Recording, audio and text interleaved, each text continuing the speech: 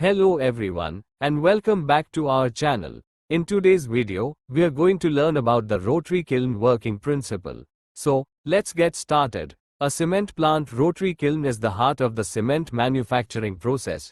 It is where raw materials are converted into clinker, the main component of cement. A rotary kiln is a long, cylindrical furnace installed at a slight slope and used in cement plants to transform raw meal into clinker.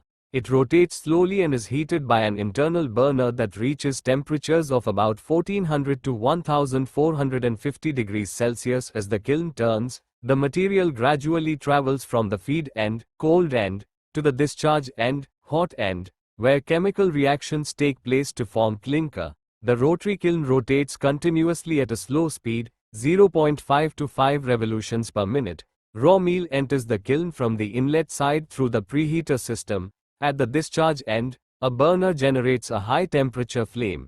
As the material moves through the rotating kiln, it passes through several temperature zones. The first zone, drying zone, the second zone, preheating zone, the third zone, calcination zone, the fourth zone, burning zone, the fifth zone, clinkering zone, the sixth zone, cooling zone. Each zone performs a specific function in transforming the raw meal into a clinker. Progressive heating within these zones causes moisture removal, decomposition reactions, and clinker mineral formation. In the burning zone, the temperature reaches its maximum value, enabling the formation of cement clinker.